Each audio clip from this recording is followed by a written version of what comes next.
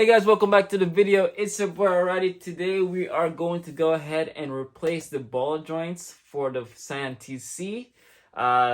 Funnily, I didn't know that this car had such bad ball joints until I actually inspect them. And I did at my job. I'm like, yo, hold up. I've been driving this thing with some ball joints about to fall out on me. Like, I was praying the whole way home. So let's get into this video, and I hope this video helped if you need to replace these ball joints, and let's go.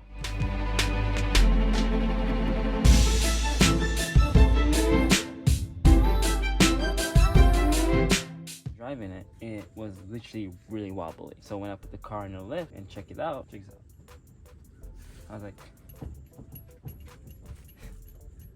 that's really bad. That's like really bad. And I was like, how the heck did I miss that? But looking at this tire as well, you can see that there's a bulge here, meaning that it could be related as well. Let me show you from behind. It's really bad. I'm gonna show you right here. So that's the ball joint. I'm gonna shake the wheel. Can you see that? Yeah. That is not supposed to do that. See that? That's a bad ball joint. Even the nut on top is actually shaking. Like, if I was to drive this and it fell out on me, that would be the end of me. Always go ahead and check your wheel, like I said. 9 o'clock, 3 o'clock. Dang, that is really bad. Let's go from 6 o'clock to 12 o'clock. Nothing. So it's really bad from 9 o'clock to 3 o'clock. So let's go replace that. Brand new socket, as you can see. It's a 30 socket, 30 millimeters. I can get this out here. And then,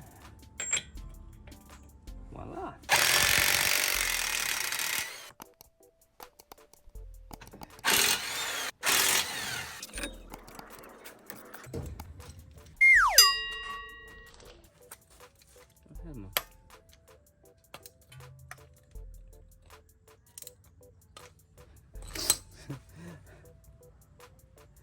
I watched this drop right in front of me, but he didn't live long.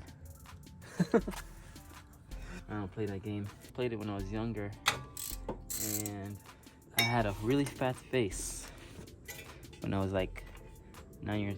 I think it was like 7 when I got stung by a wasp in the face, and still have the mark till today.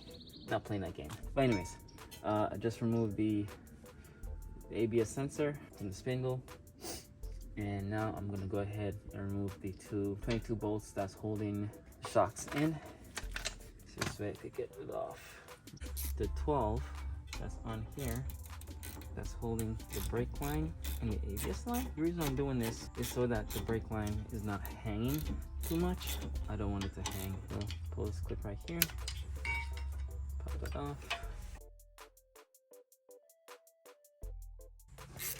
Boom. Easy peasy. See? We're good to go.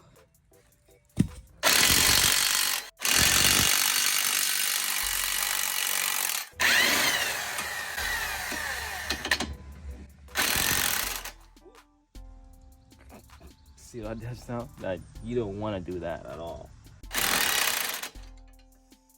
let's not use an open end.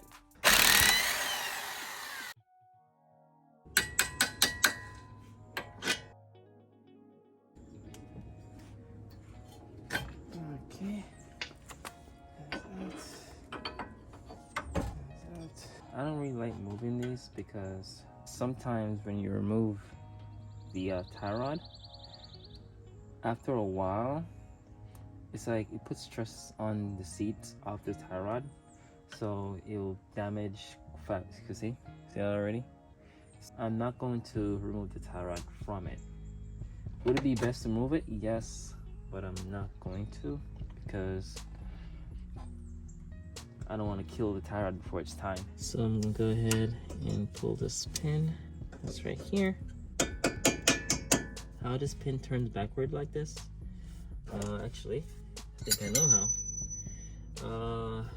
Because it's spinning inside. Turn this bolt. Should turn right. See? Like this is not supposed to happen. Like, this is not supposed to be like this. I take back my word when I said the person who drove this had this car took care of it, because apparently they don't know the difference between a messed up front end versus a good one. Alright. Okay. Put the pin up.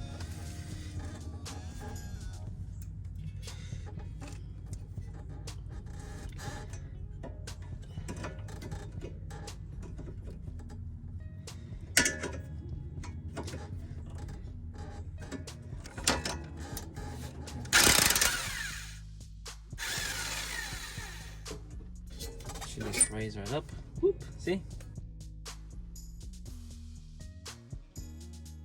You're not supposed to do that with your ball joint. Alright? This one, you move it, it stays. You move it there, it stays. You move it like that, it stays. That's how your ball joint is supposed to be. If it does anything like this, where you can see it's bouncing right back, you have to replace it. It doesn't matter, oh, but I just changed it a year ago, or when I just got the car. Go change it, all right? Because there's a lot of people in Florida, I see them with their ball joints falling out on the side of the road, and it's a big thing. Like, you see them on the side of the road, cars to the side, the wheels like cocked up underneath. You know the reason why? This little thing right here. And guess how much I paid? $80. I got two.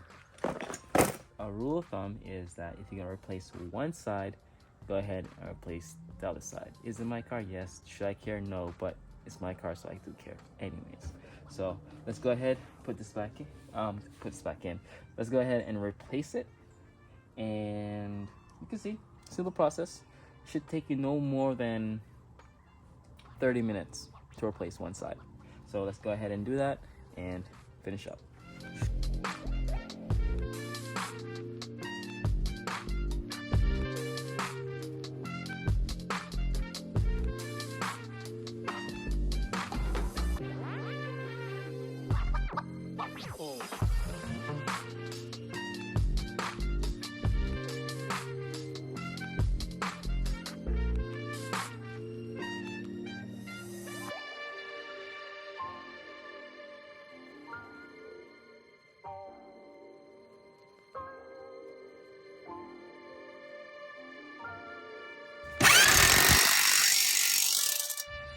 See it right here.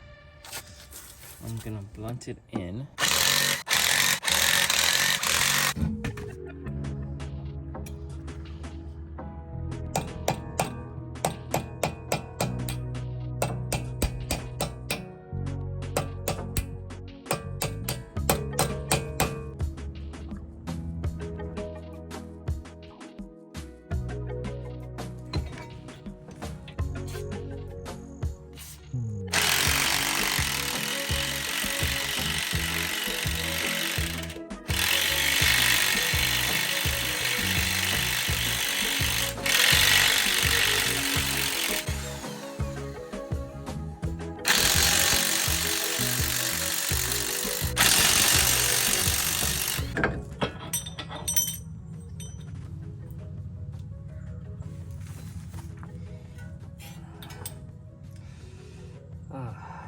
This is the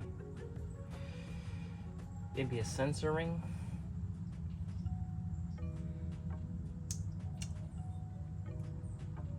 I hope I don't need to know. So if once I put this back in, and if the ABS light comes on, I'm gonna need a new axle.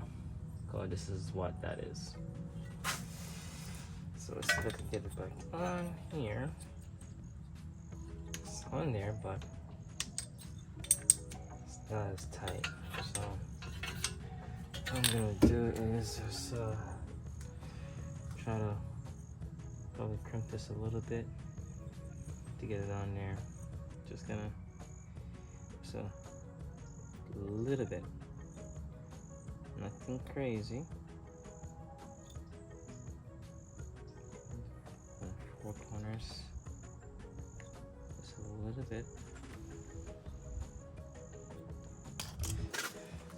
See, nothing crazy.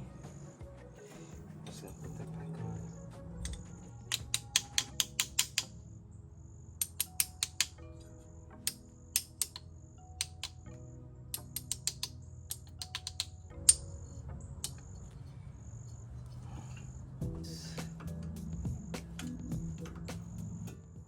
After I had put everything back together and take the car for a drive, the ABS light did came on with the traction light, so I have to now get that axle replaced. The sensor can't read that ring. It will show or throw a fault all the time, so now I have to replace the axle.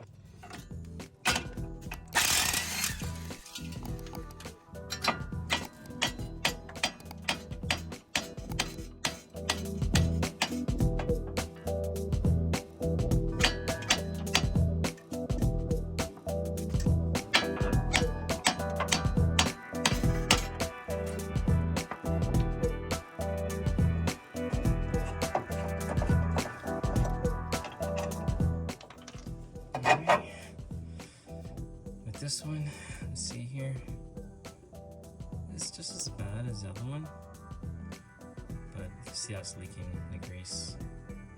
Yeah, I would say go ahead and replace it. It's on its way out.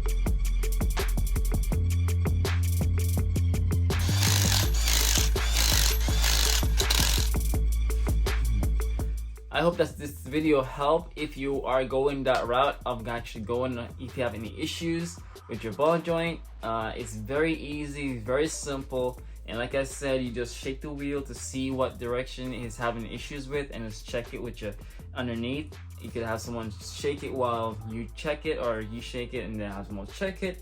And this way you would know if you have any issues. The issues that I was having is that I was driving, and while driving the car feels like it's floating a little bit, or when I turn the wheel it feels like it takes a little while to hook up and turn.